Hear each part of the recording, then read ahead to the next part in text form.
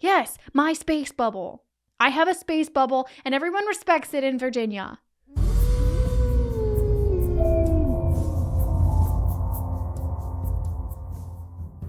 Good evening, everybody. Welcome back to Spirits and Ghost Stories. I'm your host, Thomas Aarons. And I'm Carly Bird. You know, I really realized something. My intros to Fishing the DMV and Spirits and Ghost Stories They're exactly the same. Yeah. Exactly the same. I just realized. You just realized that? I just realized that listening to that. I notice every single time. I do.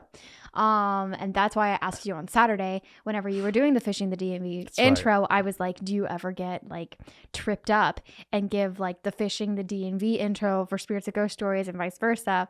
And you were like, yeah, all the time in my brain. I have to mentally prepare for this. It's really hard. Yeah. But I always thought it was like because we do both shows, but then it's like, no, it's like because they're eerily the same. No, it's because you literally give your intro exactly the same way. Good evening. Good morning. Welcome back to Fishing the DMV, Spirits and Ghost Stories. If you guys want to know where I got that from, it's actually from a Robin Williams movie. What is it? Good Morning Vietnam. Oh my gosh. I didn't know. Are you kidding me? I never noticed that. Do you know what I'm talking about? I know exactly what you're talking about. Good Morning Vietnam. Yes. Yeah, let's try that. I cannot believe I never put two and two together. And now you know. I love and you guys, more. I apologize really for last week. We had a technical difficulty. And by the time we uploaded, like I could upload. Devastating. It was like there was no point. We're going to just do two this week. Yep. We have this episode, which was last week's episode. That's now this week's episode. And then next week's episode, which is this week's episode as well, is going to be on Friday night where we can finally drink again. I'm going to give myself a holiday break from my body cleanse. I will be dressed as the Grinch or Santa. And we'll be doing some eggnog. Or Santa. Mm-hmm. I want to dress as Santa. You can dress as a Grinch. Why? Because I don't want to put green paint on my face. Is and it also because of the movie we saw? Maybe a little bit. Hopper. Yeah. Violent Night. Amazing movie. Violent Night. We went to go see it in theaters. Not disappointed at all. I was afraid. I didn't even watch the trailer, to be completely honest with you, because I did not want to set my expectations for something that was really good that ended up being like a bomb. Mm-hmm. It was a great movie. If you guys get into that bang bang shoot 'em up movies, especially the ones that involve Christmas, go watch that movie, especially in theaters. It's even better in theaters. Yeah, it's really good. The theaters are still alive and well. Go again. Like I keep saying this, the thing I like about doing that is that you can go out there. You have to turn your phone off because of etiquette, and it gives you that date night. Yeah. Like it's so hard, I think, to have I think date nights are very important just to go do something. And like you can watch a movie at home, but will always be more distractions, and it's harder to have willpower. So when you force yourself just to go out, even if you don't buy anything, but you just go see the movie out there, it just gives you an event kind of thing to go do together. And I still like it. Plus the surround sound on a big screen. So depending on the movie, like I think the Avatar, like the way of it's of fun to laugh in a theater when a bunch of other people are laughing. Yeah. I don't know. Like it's completely different when you're at home and you find something funny versus when you're at the theater and you're finding the same thing funny that everybody else thinks is funny. It just makes you laugh even harder. I miss comedy shows. Like that'd be something to do. Go to either a concert or see a comedian would be a lot of fun. 100%. But to get into today's story today, guys, again, we are not drinking anything. Next episode, we'll be drinking again. We'll be bringing back the spirits part of the ghost stories. The Christmas spirits. We are getting into, we do have a Christmas drink special that we're going to be doing. But anyway, getting into today's story, Carly has another one for us. I do. This is an interesting perspective on Santa's elves. So bundle up with a nice drink. I was going to say a nice dog spiked hot chocolate is what I was going to say. But my mouth wouldn't say it for some reason. Anyway, prepare yourselves for the tale of Santa's other workshop. Ooh. Perpetual darkness lingered at the top of the world. Thick ice, frigid air, and snow-covered lifeless mountainscape. However, the endless night did not go unchallenged. A single source of light illuminated the sky and drove back the darkness. Nestled between two snow-covered mountains, a little cottage sat, with puffy, billowing smoke rising from its chimney. Ignoring the fact that the nearest civilization was thousands of miles away to the casual eye, the house was simply a warm and welcoming home. Still, one might ask themselves, what an odd thing to find in such a bleak place. How could such a thing come to be? Like most things found in the North Pole, not everything is as it appears. The land was unforgiving and cruel. It could take your life within minutes.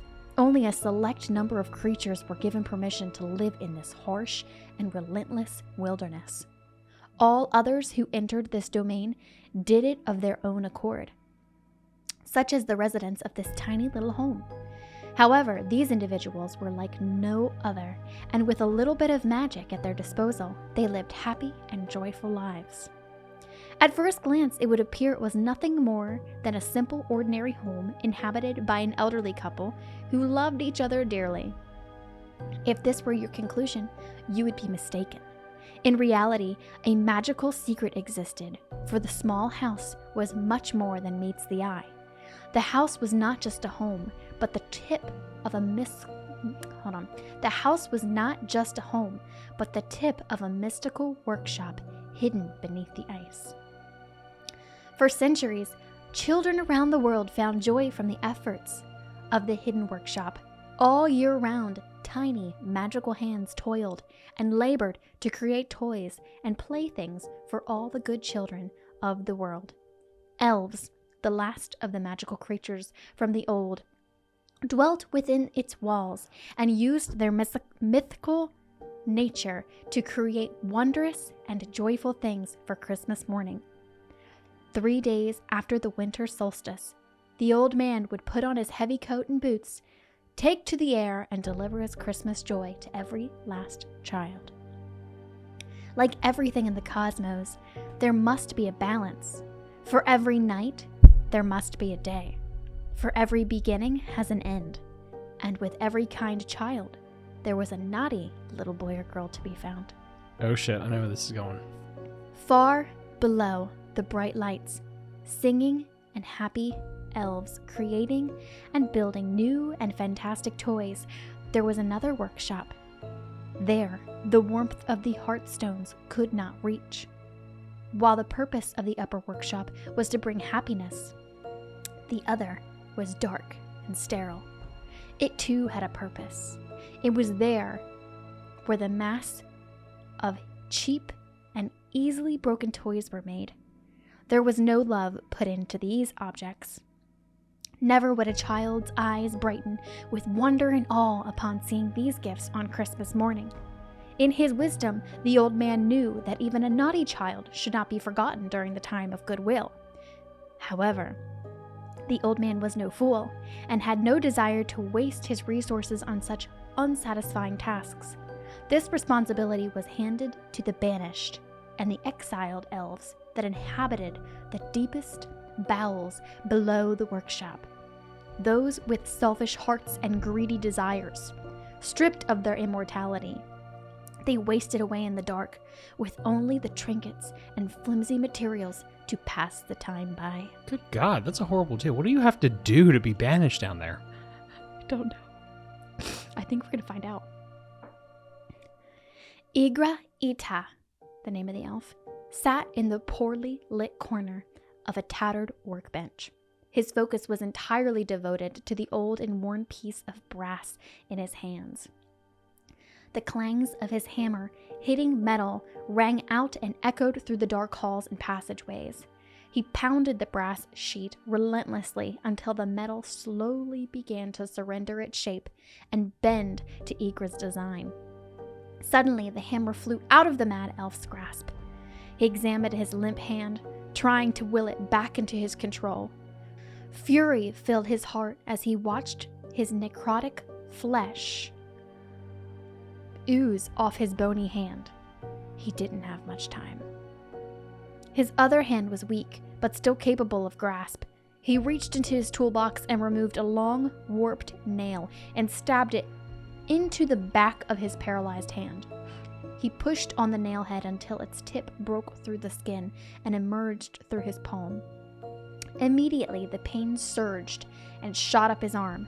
The thick and rigid tendons loosened within his hand, giving him temporary use of his digits once more. Good God.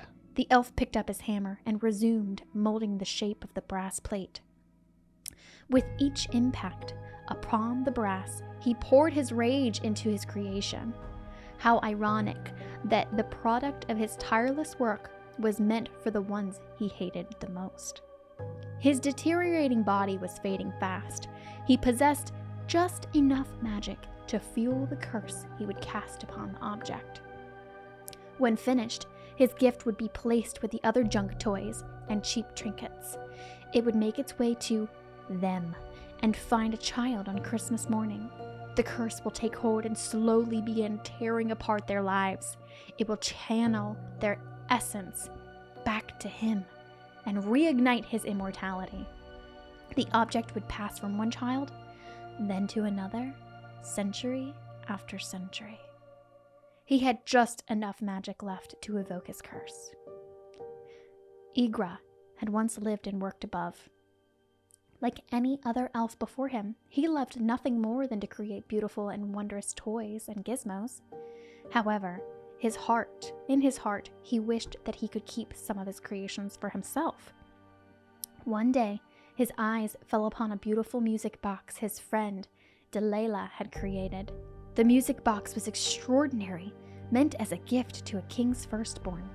It was magnificent, crafted from oak wood. It bore an elaborate gold design on each of its sides. When opened, a figure of 3 children danced in hand to a beautiful lullaby around a magnificent Christmas tree. Igra had never desired anything more in his entire life. It filled his heart with jealousy. He became resentful that his precious and rare treasure would go to an undeserving human infant. The little girl didn't deserve it. It should go to him, he thought. So, under cover of darkness, Igra slipped into the work area and took the music box. Unable to sleep and anxious to put the finishing touches on his prized creation, Delilah decided to return to the workshop. To her surprise and shock, she caught the elf attempting to steal the special music box.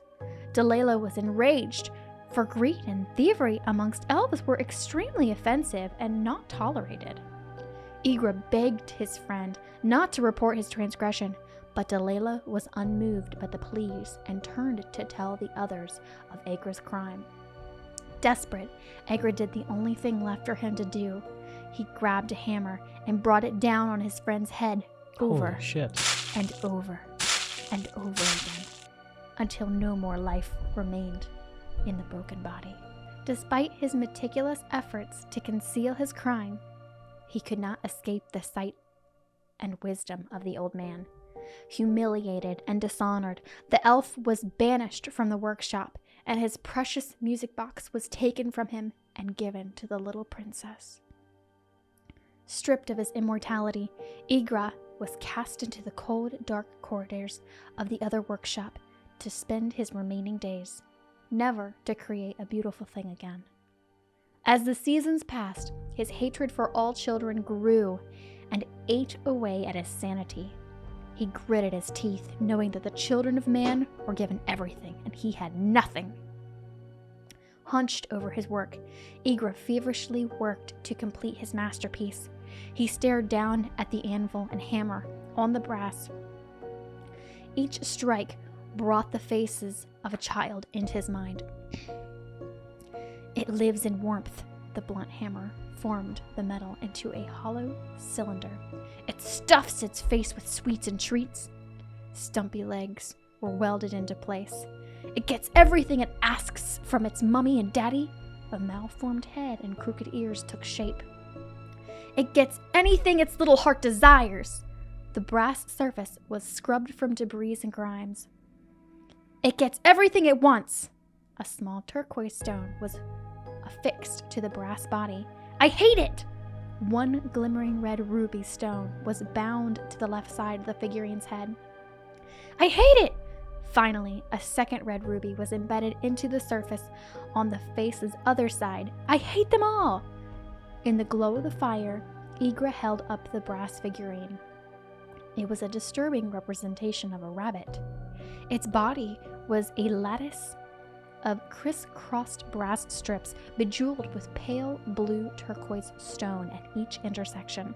Its head was malformed and gave the impression of a dead thing instead of a pleasant rabbit full of life.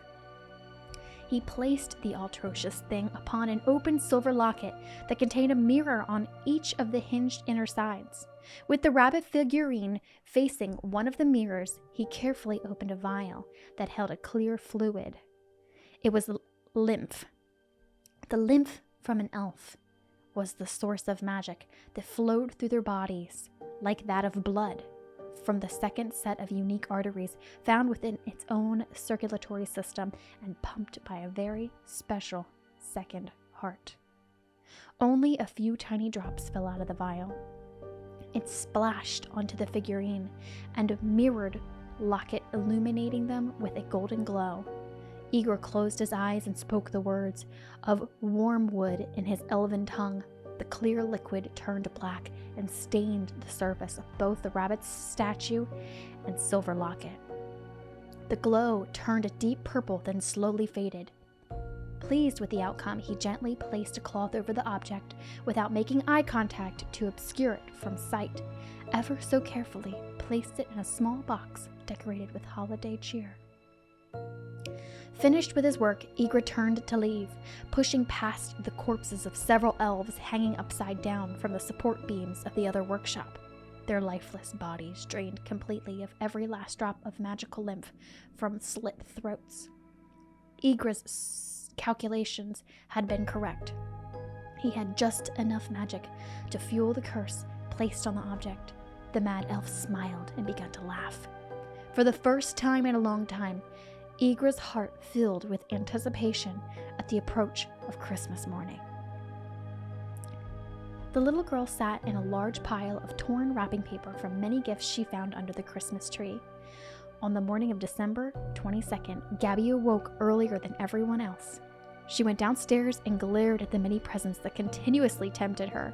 It was as if they teased and mocked her every time she looked at the colorful and beautiful wrapping paper. She would receive such a terrible scolding from her parents, but she couldn't wait any longer. At first, it would only be one gift she opened. Then it became two, then another and another. Before she knew it, all of her presents had been opened. Despite getting everything she asked for, the desire for more was still not satisfied. When Gabby stood, a small gift next to the base of the Christmas tree caught her eye. She could have sworn it had not been there before. The wrapping paper was worn and yellowed with age. Written in big words was a tag that said, "To Gabriella." It was like no other, and she surely would have seen it before. Puzzled, she removed the wrapping paper and found a box that contained a smaller sealed box and a scroll. She opened the scroll and read, "Congratulations, lucky one. You are the proud owner of Pepe the rabbit. Pepe loves you and will be your best friend in the whole world. Pepe is a friend like no other, and he will give you everything your heart desires. To Pepe's friend, you must listen to him and never disobey the following instructions. Place Pepe on his locket facing the mirror. Never look Pepe in the eyes. He is ever so bashful and only likes to see you through his mirror. You may ask anything of Pepe 3 times. In 3 days' time, he will grant any and all that you ask of him. Never look Pepe in the eyes. It bears repeating. He does not like it and will be upset if you disobey this rule. Remember, lucky little girl, Pepe loves you. He loves you more than anyone else in the whole wide world. Pepe will make sure that no one will hurt you ever again. And if you love Pepe, you will listen to him and do whatever he asks of you. Pepe loves you, and no one can come between you and him." And that was the tale of Santa's Other Workshop. My dog and I would be so bad with this doll because we crave eye contact so bad. Yeah. We were going through a city one time. You would make Pepe very upset. And me and the dog were just making eye contact with every homeless person. Oh, no. Oh, no. So That's the worst thing you can do. Yeah. Well, how? They got eyes. What you got to do? You got to look at them. Oh, my God. You don't know. It's bad because we do make eye contact with everything. That was a insanely good story. Did you enjoy it? That was creepy. Eager was creepy, but I liked kind of the way it ended. It was, I didn't know if the left viewers... up for interpretation. Yes. I didn't know if the viewers were going to like it or listeners, because honestly, it is kind of a cliffhanger. It never really told you what the rabbit does, but it does leave it all up to your interpretation and your imagination to go, what happens next? Which means it's a good story. It's also really interesting, like, that Santa would do that. It's such a weird entrepreneurial mindset to be like, hey, listen, I could banish these people, give them the death penalty, or I'm gonna put them to work. I can see how this works for me. Well, he does take away their life, basically. Kind of, more ways than one. Their immortality is the word I was looking for. It's like being a Tesla worker or something. It's insane.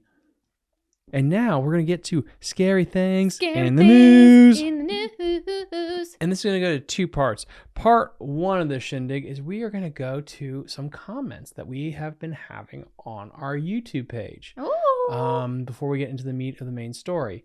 We're going to zoom in right there. Here, perfect. And so we're going to go first with this individual. Shout out to Jenny Rabbit. Ooh. I believe I said your name correctly. She commented on the Not Deer of Appalachia folklore story. Do you want me to read this comment? Go for it. I think it's a very interesting. I think it's a very interesting tidbit here to share. Alrighty. When something is not well written, I think it gives weight to its credibility. When it's not too meticulously written. Can you zoom out a little bit so I can see everything at the same time?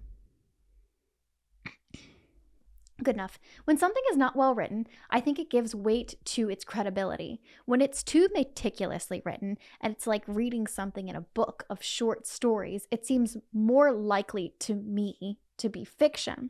Of course, you could run across someone who's a natural storyteller, and they tell their story of their family member's short story in a sort of way that makes it seem like fiction or a legend or myth. But for the most part, when people are writing about their actual experiences, they don't go into the same sorts of detail to create a scene, usually at least, as an author would if they were writing a fictional account, which kind of makes me think of the story I just read.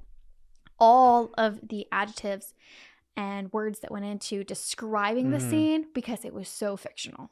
Yeah, and that is I just thought like this really was like an interesting, this is a well thought out comment. Like, Thank you, Jenny Rabbit. It kind of makes sense. Like, if you run across a story, and this was my issue when I started this channel, like some of these stories were short and they're like firsthand accounts and they're not written well. And I meant like there's no English there. It's so choppy. But should we discredit those? Because again, if you had an encounter with a spirit or a crypt or something like that, are you going to write a 20-page documentary on it? Or is it going to be like, oh, this happened to me, it was scary? Right. I think that's very interesting. Now, again, I'm never going to take away from anyone that is really good with the word English and can write really well. Great. With the word. It's very interesting to think like maybe we shouldn't just discredit a story. And that's how I interpret her message. Like, don't discredit a story just because it's not written well. That doesn't mean it didn't happen. Then this other one just made me laugh by Laura Jenny. 3.5 minutes into the Appalachian witchcraft video, and the subject of the video was even mentioned. Come on. So it is a 1.5 hour long podcast episode. Oh my gosh, Laura Jenny. It's almost Sorry, we don't make TikToks. Yeah, it's a 2 hour video on Appalachian witchcraft. It's in the title, it's in the thumbnail. So if you don't know it at that point, I don't know what to tell you. You don't know what the video is about at that point. Maybe should. I do apologize for the audio. This is one of the first ones we did, and the audio is terrible. So that I get. It's bad. But yeah, that I thought was really funny. Oh, and then that next one was fun. And then Dude cannot speak. Yeah, that was great. Brandon. You son of a bitch. Okay, yeah, you're also fishing at DMV. Huge shout out to you. Thank you. Oh, now I get it. And I butchered your name too. So yeah, screw you. Solis. You said Brandon Solis.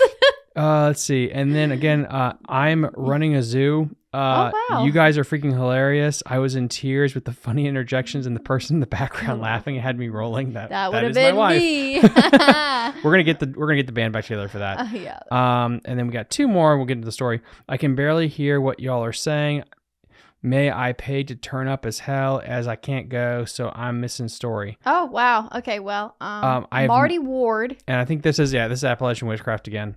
I would like to send you to English class. Yeah. Again, I apologize for the audio not being great, but I love how you I get it. And then the last one would be from Son of Foden. Son of Foden. One quick point, and this is a story that we are going to get into after we get to the holiday season, because this is a nice one.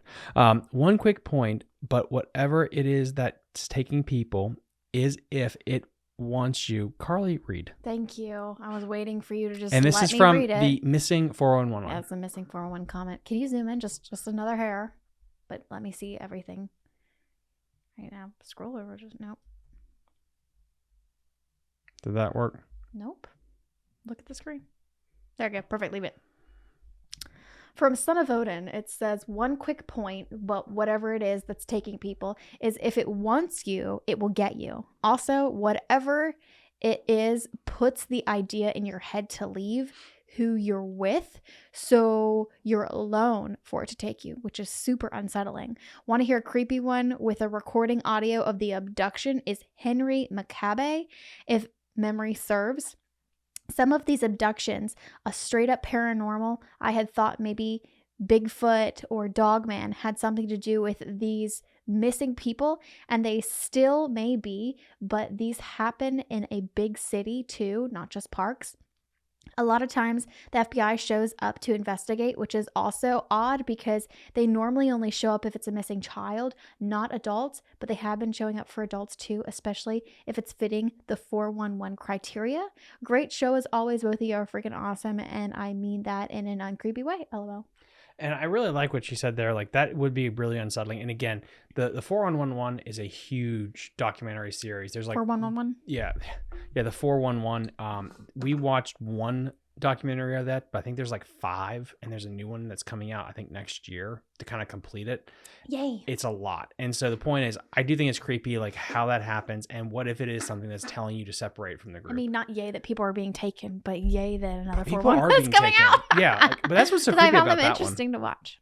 Carly and I watched that in bed, and it was freaky as hell. Like, I'll say that it's freaky. Like how like you never find these people that disappear. I don't think Tommy slept that night. I did. I slept like a baby. I did not sleep well because I like going was like, outside. I like being on the boat. Night. I'm gonna dream about this. And it's just the fact it's like, yeah, they just poof. Like I could get in a rabbit hole about that, but like the idea, like, yeah, just hunters going missing, but their gun is there, everything is there. It's so creepy. We're gonna get back to that, but thank you so much. And yeah, I just wanted to kind of like give a shout out to some of the honorable mentions on the website really sweet of you. before we get to the meat and potatoes of this to wrap up this episode of Scary Things in the News. And I saw this on Facebook, and I was like, yep, guess what, guys? Scary things in the news. This is our scary thing in the news.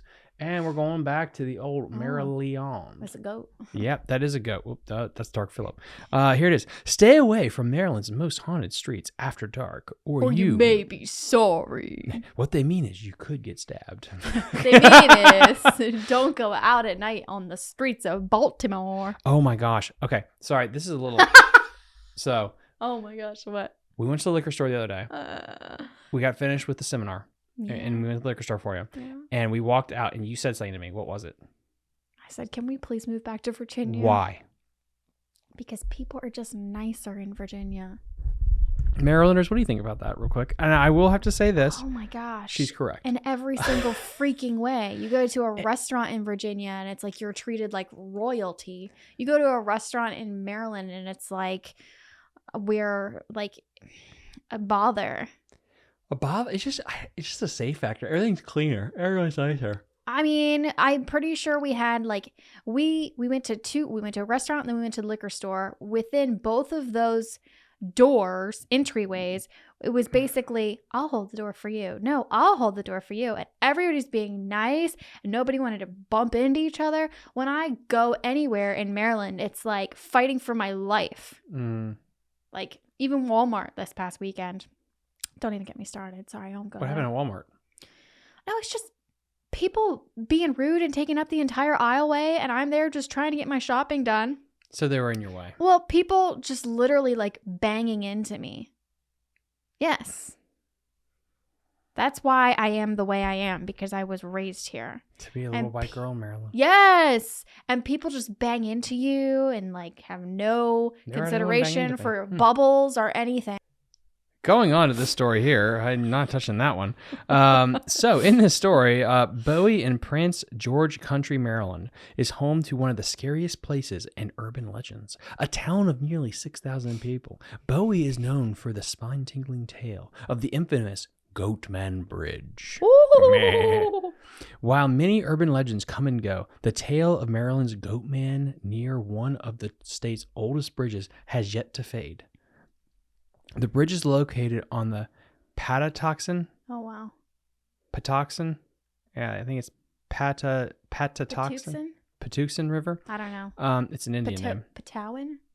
I think the X is silent. No, because like Potomac. So, yeah, Patuxent. Maybe.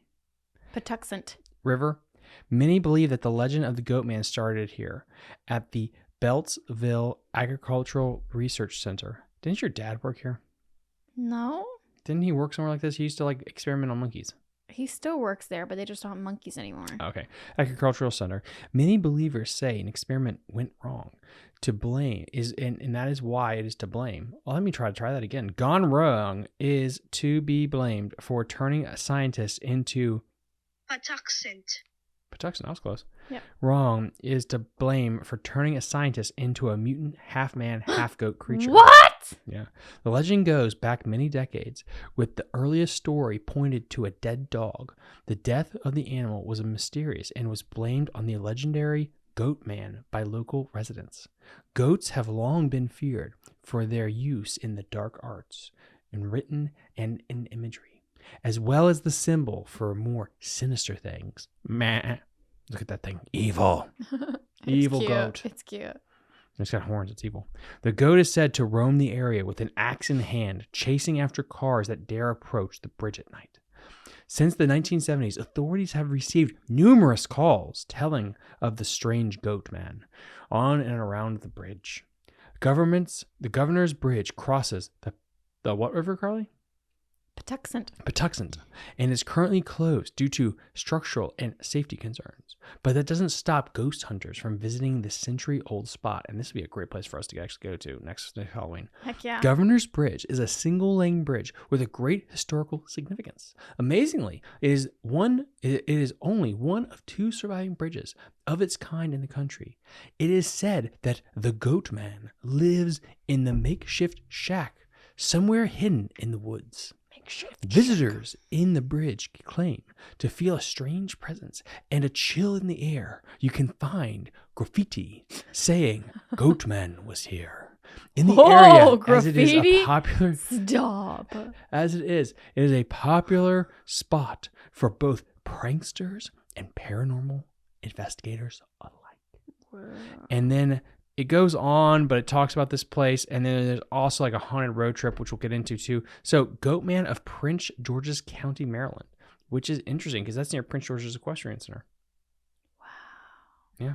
So we could totally hit that place up. We could. Halloween of next year.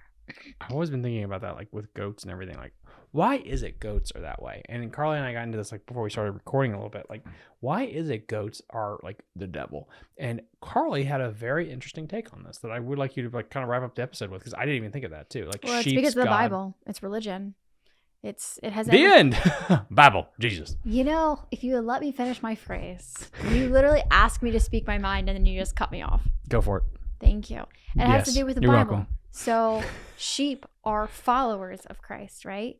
And then goats are not necessarily as easy to herd because they're not so gullible. They have their own mindset and do whatever they want, basically. Just run around willy-nilly, fucking shit up with their little horns. And is this why you like goats? then, oh my gosh, goats are the best. I was president of the 4-H goat club How many members? in high school. We had like 20 members. Oh shit. Okay. Yeah, That I was like 2 nominated people. president, by the way. Oh shit. Damn, I didn't know that. She's the goat lady. Yeah. International harvester. All right. She was talking to this other farmer, and then Stop just like, it! Stop! She was talking to this farmer at this live stream. He Was was like, not yeah. a farmer. Oh, he wasn't? No. His like family knew farmers.